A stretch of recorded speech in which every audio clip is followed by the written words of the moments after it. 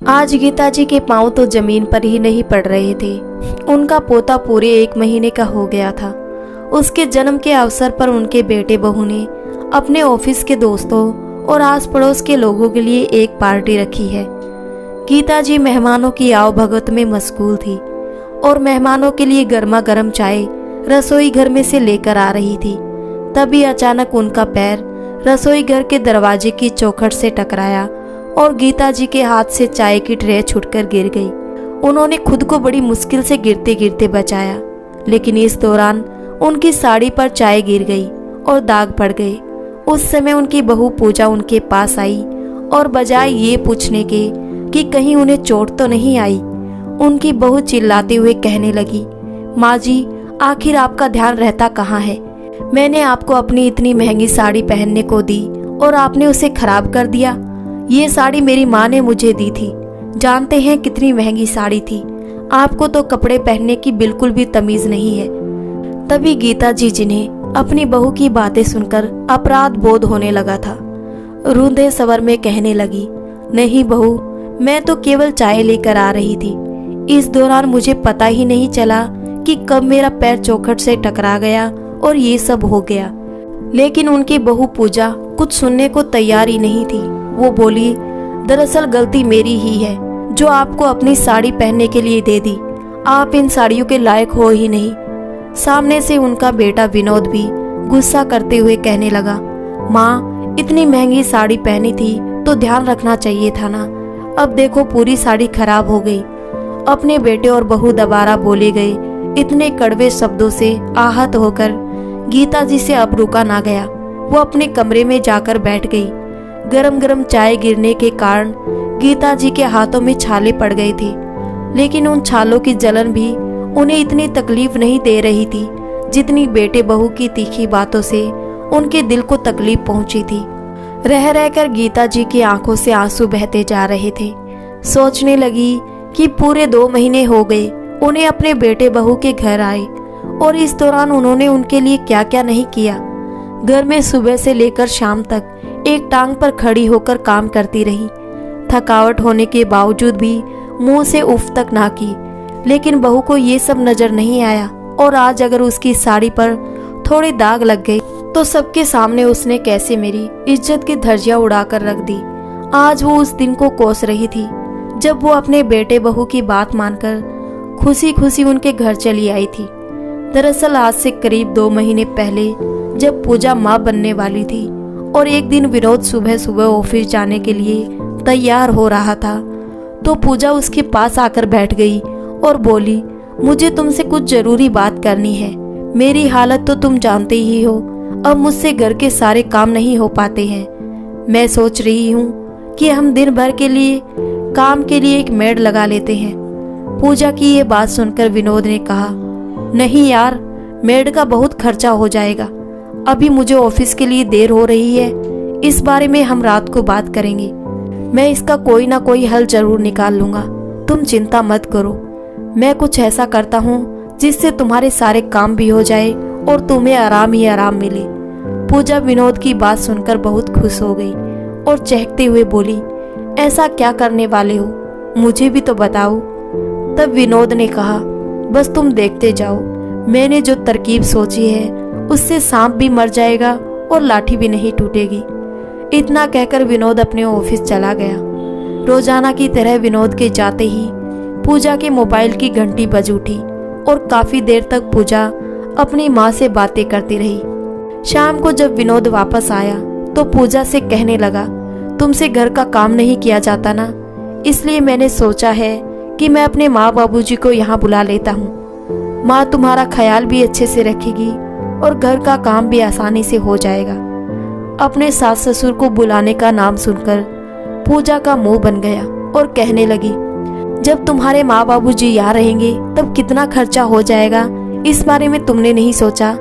अरे पूजा, इसकी चिंता करने की तुम्हें कोई जरूरत नहीं है।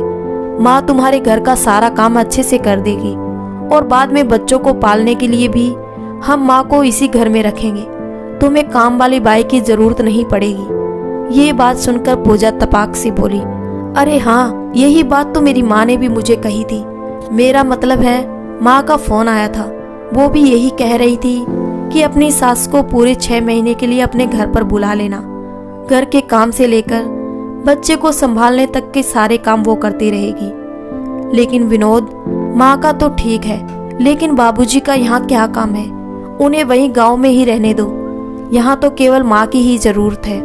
तभी विनोद बोला, पूजा तुम समझती नहीं हो। अगर माँ को इतने समय के लिए बुलाएंगे तो बाबूजी को खाने पीने की समस्या हो जाएगी, और अगर वो यहाँ पर रहेंगे तो बाहर के सारे काम करते रहेंगे। सब्जी लाना, दूध लाना, राशन का सामान लाना, सब काम पिताजी कर लेंगे। और फिर तुम ये क्यों भूल जाती हो कि उन्हें पेंशन भी तो मिलती है। जब वो इस घर में रहेंगे तो पेंशन भी तो इसी घर में खर्च करेंगे ना। मेरा खर्चा भी कम होगा। फिर विनोद ने कहा, जब बाबूजी रिटायर हुए थे तो रिटायरमेंट पर उन्हें अच्छी खासी रकम मिली थी, जिसकी उन्होंने एफडी बनवा ली थी। अब एफडी मैच्योर होने लगी है। जब बाबूजी यहाँ आएंगे तो लगे हाथ में उनसे उन पैसों के बारे में भी बात कर लूंगा। फिर हम एक बड़ा सा घर खरीदेंगे और सुकून से रहेंगे।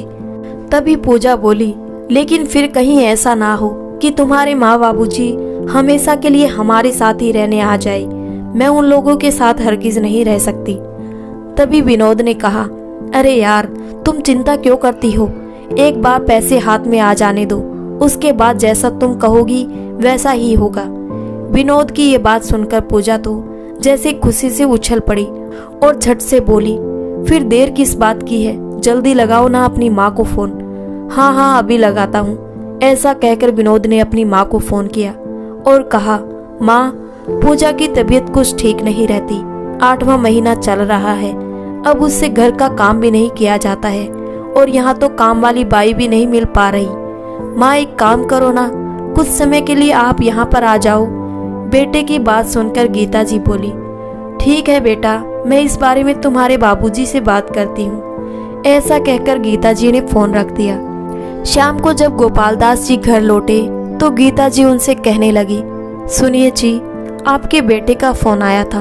बता रहा था कि बहू की तबीयत ठीक नहीं रहती। अगले महीने उसकी डिलीवरी है और उन्हें कोई मेड भी नहीं मिल पा रही, इसीलिए उन्होंने हम लोगों को बुलाया है। पत्नी की बात सुनकर गोपाल दास जी बोले, जब बच्चों को हमारी जरूरत है तब हम लोग काम नहीं आएंगे तो और कौन काम आएगा? बेटा बहू हमें इतनी बड़ी खुशी देने जा रहे हैं तो क्या हम उनकी इतनी भी मदद नहीं कर सकते? वहाँ बहू को परेशानी हो रही होगी। तुम जल्दी से सामान पैक करो और वहाँ चलने की तैयारी करो। अपने पति की बात सुनकर गीता जी खुश हो गई। उन्होंने तुरंत अपने बेटे को फोन किया और उत्साह से बोली, बेटा, हम 1-2 दिन में ही तुम्हारे पास पहुँच जाएंगे। गीता जी ने बड़े ही लाड प्यार और हमदर्दी के साथ अपने बेटे के पास आने के लिए हाँ तो कर दी, लेकिन उन्हें इस बात का जरा सा भी एहसास नहीं था कि उनका बेटा बहू उन्हें किस इरादे से अपने पास बुला रहे थे। 2 दिन के बाद गीता जी और गोपाल दास जी अपने बेटे बहू के पास बड़े शहर में पहुंच गए। जैसे ही वो लोग घर पहुंचे तो विनोद ने कहा, देखो ना माँ, आपकी बहू की कल से तबीयत कितनी खराब है, उल्टियाँ हो रही है। अब तक तो जैसे तैसे मैं खाना बनाकर काम चला रहा था।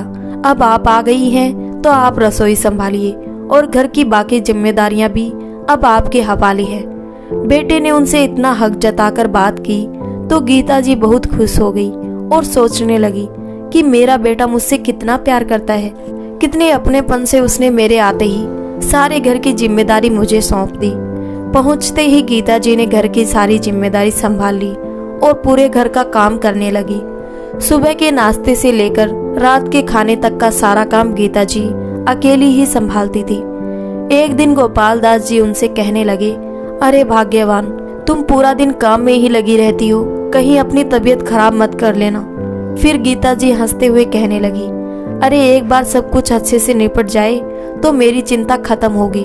तभी कमरे से पूजा की आवाज आई, माँ जी, मेरे लिए चाय बना देना। उसी समय विनोद ऑफिस के लिए तैयार हो गया। माँ, मेरा नाश्ता कहाँ है? गीता जी फिर से काम करने में जुट गई। आखिरकार वो समय भी आ गया जब घर में एक नन्हा मेहमान आ गया। सभी लोग खुशी से फूले नहीं समा रहे थे और गीता जी तो दादी बनने की खुशी में अपनी सारी थकावट ही भूल गई थी। बड़ी खुशी से अपनी बहू की सेवा करती जा रही थी। उसी समय पे खाने के लिए पौष्टिक भोजन देती और उसका बहुत अच्छे से ख्याल रखती। एक दिन गीता जी और गोपाल दास जी अपने पोते को गोद में लेकर उसे खूब लाड प्यार जता रहे थे। वो दोनों तो उसकी बलाएं ही लेते जा रहे थे।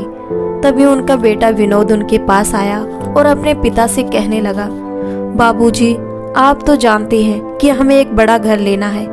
ये घर हम लोगों को बहुत छोटा महसूस होता है और आपको तो पता है कि घर खरीदने में लाखों रुपए की जरूरत होती है। फिर गोपाल दास जी बोले, तो बेटा इसमें परेशानी वाली क्या बात है? अगले महीने मेरी एफडी भी मैच्योर होने वाली है। अब इस उम्र में हमें इतने पैसों की भला क्या जरूरत है? जितना भी पैसा आएगा वो सब तुम रख लेना। ये बात सुनकर विनोद की तो बाँछें ही खुल गई। उसके बाद अभी कुछ दिन ही बीते थे कि पूजा को घर में बैठे हुए अपने ससुर जी खटकने लगे। उसे ऐसा लगता था कि जैसे वो तो किसी काम के है ही नहीं। घर का सारा काम तो उसकी सास ही करती है, ससुर जी तो बस घर में बैठकर काम ही बढ़ाते रहते हैं। तो पूजा ने अपने पति विनोद से कहा, आप अपने पिताजी को वापस उनके गांव भेज दीजिए। फिर विनोद ने उसे डांटते हुए कहा, पूजा, तुम्हारा दिमाग खराब तो नहीं हो गया? तुम बाबूजी को घर भेजने की बात कर रही हो। मालूम भी है उनकी एफडी में जितना पैसा पड़ा है उसी पैसे से बड़ा मकान खरीदने का हमारा सपना पूरा होने वाला है और मैंने उस पैसे के लिए बाबूजी से बात भी कर ली है। इसीलिए जब तक वो पैसे नहीं आ जाते कोई भी ऐसी बात मत करना जिससे कि बाबूजी नाराज हो जाए। अगले दिन जब गीता जी रसोई घर का सारा काम निपटाकर कमरे में पहुंची तो गोपाल दास जी बैठे हुए कुछ सोच रहे थे। गीता जी बोली, अरे क्या बात है, बहुत सोच में डूबे हुए हैं। गोपाल दास जी ने कहा, गीता, बहुत समय से विनोद बड़ा मकान खरीदने की जिद कर रहा है। देखा जाए तो उसकी भी बात सही है। अब मैं रिटायर हो चुका हूँ, अब बुढ़ापे में हम कब तक बेटा बहू से अलग रहेंगे। तो मेरे मन में विचार आ रहा है कि हम अपना गांव वाला मकान और जमीन बेच देते हैं और अब मेरी एफडी के पैसे भी तो मिलने वाले हैं। तो कुल मिलाकर इतना पैसा आ जाएगा कि हम शहर में एक बड़ा सा मकान खरीद सके जिसमें हम सब लोग साथ मिलकर रहेंगे। ये बात सुनकर गीता जी बहुत खुश हो गई और कहने लगी, बात तो आपने बिल्कुल ठीक कही। फिर गोपाल दास जी बोले, ठीक है गीता, मैं कल ही गांव के लिए निकल जाता हूँ। एफडी के लिए सारी फॉर्मेलिटी भी पूरी करवा देता हूँ और गांव का मकान और जमीन बेचने के लिए भी बात कर लेता हूँ। इस सब काम में एक हफ्ता तो लग ही जाएगा। फिर गीता जी ने कहा, लेकिन अगले हफ्ते तो मुन्ने के जन्म की खुशी में घर में पार्टी है।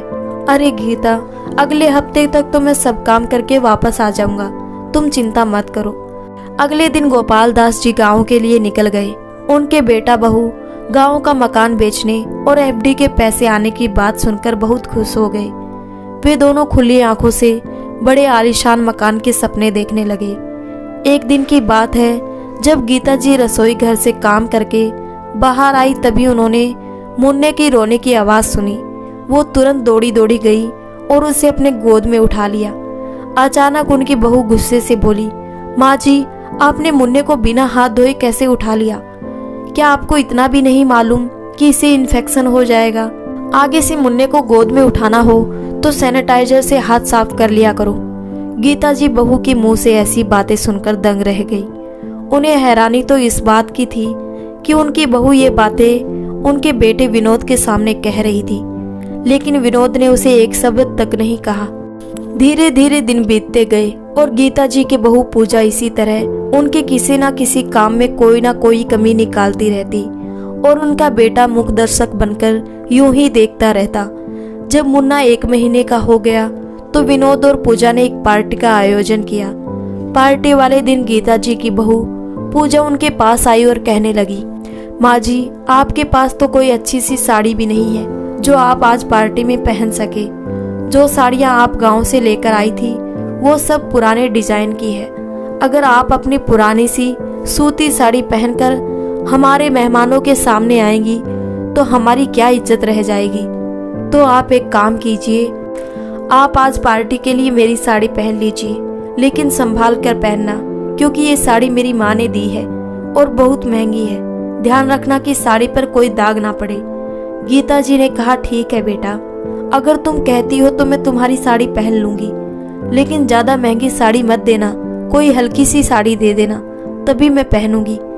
पूजा ने अपनी अलमारी में से एक साड़ी निकालकर अपनी सास को देते हुए कहा, माँ जी आप ये साड़ी पहन लेना। ऐसी साड़ी तो आपने कभी जिंदगी में भी नहीं पहनी होगी जैसी आज मैं आपको पहनने के लिए दे रही हूँ। बहू की ये बातें गीता जी को मन ही मन दर्द दे रही थी। अपनी बहू की साड़ी पहनने का उनका बिल्कुल भी मन नहीं था, लेकिन उनके पास और कोई चारा भी नहीं था, इसीलिए उन्होंने मजबूरी में बहू की साड़ी पहन ली। शाम को पार्टी के दौरान उनके बेटा बहू सभी मेहमानों के साथ हंसने बोलने में व्यस्त थे। उधर गीता जी भाग दौड़ करते हुए सारा काम संभाल रही थी। उनके पति गोपाल दास जी पार्टी में शामिल नहीं हुए थे, क्योंकि जिस कार्य के लिए वो गए थे उसमें अभी 2 दिन का समय और लगना था। सभी मेहमानों की खातिरदारी करते करते गीता जी को थकावट महसूस हो रही थी। इसी दौरान उनका पैर रसोई घर के दरवाजे की चौखट से टकराया और चाय उनकी साड़ी पर गिर गई। उसके बाद तो उनके बेटा बहू सभी लोगों के सामने अपनी माँ को खूब खरी खोटी सुनाने लगे। ऐसे अपमान भरे शब्द सुनकर उनकी आंखों से आंसू थमने का नाम ही नहीं ले रहे थे। वो बिना खाना खाए अपने कमरे में चली गई और बहू की साड़ी को उतारकर एक तरफ रख दिया। पार्टी के बाद उन्होंने अपनी बहू से कहा, बहू मैं कल तुम्हारी साड़ी साफ करके तुम्हें दे दूंगी। तो पूजा गुस्से से बोली, कोई जरूरत नहीं है इतनी मेहरबानी करने की, मैं अपनी साड़ी को घर पर नहीं धोती हूँ, मैं अपनी साड़ी को ड्राई क्लीनिंग करवाती हूँ। एक साड़ी को ड्राई क्लीनिंग करवाने का खर्चा 500 रुपये आता है। मैं आपकी तरह फटीचर साड़ियाँ नहीं पहनती हूँ। बहू की ये बातें सुनकर गीता जी स्वयं को बहुत अपमानित महसूस कर रही थी। अब उनका उस घर में बिल्कुल भी मन नहीं लग रहा था। अगले दिन जब उनके बेटा बहू घर पर नहीं थे, तब उनके पति का फोन आया और गीता जी से पूछने लगे कि पार्टी कैसी रही। तो गीता जी कुछ बोल नहीं पाई। क्या हुआ भाग्यवान, तुम ठीक तो हो? वहाँ सब लोग ठीक तो हैं? हाँ सब कुछ ठीक है, बस आप जल्दी से आ जाइए, मुझे आपके बिना यहाँ अच्छा नहीं लग रहा, गीता जी ने रोंदे स्वर में कहा। अचानक गीता जी के मुंह से ये बातें सुनकर गोपाल दास जी हैरान रह गए और कहने लगे, मुझे कुछ ठीक नहीं लग रहा, सच सच बताओ क्या हुआ है? तब गीता जी ने रोते हुए अपनी आप बीती उन्हें फोन पर बता दी। ये सब सुनकर गोपाल दास जी को बहुत गुस्सा आया। गोपाल दास जी ने हमेशा अपनी पत्नी के साथ इज्जत से बात की थी, कभी उनके स्वाभिमान पर ठेस नहीं आने दी थी, लेकिन आज जब उन्हें ये पता चला कि उनकी पत्नी को उनके बेटे बहू ने भरी महफिल में इतना शर्मिंदा किया है, वो भी एक साड़ी की वजह से, तो उनसे बर्दाश्त नहीं हुआ। वे सोचने लगे कि 2 महीने से मेरी पत्नी इन लोगों की सेवा में तन मन से लगी हुई है और इस सब का ये सिला दिया बेटे बहू ने। 3-4 दिन बाद गोपाल दास जी अपने बेटे के घर पहुंच गए। वे अपने साथ एक बड़ा सा शॉपिंग बैग लेकर आए थे। उन्होंने वो बैग डाइनिंग टेबल पर रख दिया और अपनी पत्नी से मिलने उनके कमरे में चले गए। थोड़ी देर बाद जब उनकी बहू पूजा कमरे से बाहर निकल कर आई तो उसने शॉपिंग बैग देखा और बड़े उत्साह के साथ उसे खोलने लगी। देखा तो उसमें एक खूबसूरत सी साड़ी रखी हुई थी। पूजा को लगा शायद वो साड़ी उसका पति विनोद उसके लिए लेकर आया है। उसे तो अभी तक भनक भी नहीं थी कि उसके ससुर जी घर आए हैं, क्योंकि जब वो आए थे तो पूजा उस समय अपने कमरे में सो रही थी। उसे लगा कि विनोद उसके लिए सरप्राइज गिफ्ट लेकर आया है। पूजा फटाफट से साड़ी लेकर कमरे में चली गई और वो साड़ी पहन ली। साड़ी बहुत ही सुंदर लग रही थी, वो बहुत महंगी थी। पूजा सोचने लगी कि ये साड़ी कम से कम 30,000 की होगी। वो तो हमेशा से ऐसी साड़ी खरीदना चाहती थी। उसके थोड़ी देर बाद ही विनोद भी ऑफिस से घर आ गया। अपने कमरे से निकलकर पूजा ने विनोद को आवाज देकर कहा, देखिए ना मैं इस साड़ी में कैसी लग रही हूँ। जब विनोद ने उस साड़ी में देखा तो उसकी आंखें खुली की खुली रह गई और बोला, पूजा ये साड़ी तो बहुत सुंदर लग रही है, लेकिन तुमने कब खरीदी, मुझे बताया भी नहीं। ये सुनकर पूजा हैरान होते हुए बोली, क्या मतलब, क्या ये साड़ी तुम नहीं लाए? अरे क्यों मजाक कर रहे हो, यही तो रखी थी ये साड़ी, देखो ना कितनी सुंदर है, आप नहीं लाए तो कौन लाया होगा। उसी समय विनोद और पूजा की बातें सुनकर गोपाल दास जी अपनी पत्नी के साथ बाहर निकले। पूजा और विनोद को कुछ समझ नहीं आ रहा था। तभी गोपाल दास जी कहने लगे, बहू वो साड़ी विनोद नहीं मैं लेकर आया था। तभी विनोद ने कहा, अरे पिताजी आप कब आए? बस बेटा अभी थोड़ी देर पहले ही आया हूँ। और बहू ये साड़ी मैं तुम्हारे लिए नहीं अपनी पत्नी के लिए लेकर आया था। खैर छोड़ो बहू, मुझे लगता है शायद इस साड़ी को मेरी पत्नी से ज्यादा तुम्हें जरूरत थी। मुझे मालूम है कि तुम्हारे पास बहुत सी साड़ियाँ होगी, लेकिन मैं यकीन से कहता हूँ कि इतनी महंगी साड़ी तुम्हारे पास एक भी नहीं होगी। अपने ससुर के मुंह से ये बात सुनकर पूजा के तन बदन में आग लग गई। उसे ऐसा लगा जैसे ये साड़ी पहनकर उसने बहुत बड़ी गलती कर दी हो। वो तुरंत गुस्से से कमरे में गई और कपड़े बदलकर उस साड़ी को शॉपिंग बैग में डालकर वापस ले आई और जैसे ही डाइनिंग टेबल पर रखने लगी तभी गोपाल दास जी बोले, इसकी कोई जरूरत नहीं है बहू, ये साड़ी अब तुम ही रखो, क्योंकि मेरी पत्नी अब किसी की उतरन नहीं पहनेगी। अब ऐसी ऐसी हजारों साड़ियों की वो मालकिन होगी। गोपाल दास जी की ये बातें सुनकर उनका बेटा विनोद प्रश्नवाचक निगाह से उनके चेहरे की ओर देखने लगा। तभी गोपाल दास जी बोले, क्यों हैरान रह गया बेटा? फिर उन्होंने अपने बैग में से कुछ कागज निकाले और विनोद के हाथ में पकड़ाते हुए कहा, हमारे गांव को शहर से जोड़ने वाली सड़क पर मैंने अपनी पत्नी के नाम पर साड़ियों का पूरा शोरूम खरीदा है। ये उसी के कागज है। अपने ससुर की ये बात सुनकर पूजा के तो होश ही उड़ गए और ये बात सुनते ही विनोद भड़क उठा। ये क्या बाबूजी, आप तो हमारे मकान के लिए पैसों का इंतजाम करने गए थे ना? आपने तो मुझसे वादा किया था कि वो पैसे आप मुझे देंगे, फिर ये सब क्या है? हाँ बेटा, लेकिन उससे पहले मैंने अपनी पत्नी से वादा किया था कि मैं उसे एक सम्मान भरी जिंदगी दूंगा और उसकी बेइज्जती करने का हक मैंने आज तक किसी को नहीं दिया है। बहू तुम ये कतई मत सोचना कि मेरी पत्नी महंगी साड़ी नहीं पहन सकती। मेरी अच्छी खासी नौकरी थी और अब भी मुझे पेंशन मिलती है, लेकिन वो तो गीता ही हमेशा साधारण जिंदगी जीना चाहती थी, इसलिए उसने कभी महंगी साड़ी नहीं खरीदी। अपने बच्चों की पढ़ाई लिखाई में पैसे खर्च करना उसे बेहतर लगा था, इसलिए उसने कभी अपने ऊपर ज्यादा पैसे खर्च नहीं किया। और बेटा विनोद, ये तो हम लोगों ने सपने में भी नहीं सोचा था कि जिन बच्चों के लिए हम लोग जिंदगी भर त्याग करते आए वही बच्चे हमें ये दिन दिखाएंगे। अरे हम लोग तो अपना गांवों का मकान और जमीन बेचकर सब कुछ तुम्हारे हवाले करके तुम्हारे साथ रहने के बारे में सोच रहे थे। जमीन तो मैंने बेच दी, लेकिन अच्छा हुआ कि मकान बेचने से ठीक 2 दिन पहले तुमने और तुम्हारी पत्नी ने अपना रंग दिखा दिया। बहू, अब तुम्हारी सास महंगी साड़ी पहनेगी, फिर तो तुम अपनी सास से नहीं कहोगी ना कि वो फटीचर साड़ियाँ पहनती है और उसे महंगी साड़ी पहनने की समझ नहीं है। गोपाल दास जी के मुंह से ये जवाब सुनकर पूजा को ऐसा लग रहा था कि जैसे बिना थप्पड़ खाए उसके गाल पर किसी ने झरनाटेदार तमाचा मारा हो। अपने पिता की बातों का पूजा और विनोद को कोई जवाब नहीं मिल पा रहा था। तभी गोपाल दास जी बोले, चलो गीता, तुम अपना सामान पैक कर लो, अब हमें यहाँ रहने की बिल्कुल भी जरूरत नहीं है। हम आज ही बल्कि अभी अपने घर के लिए निकल जाएंगे।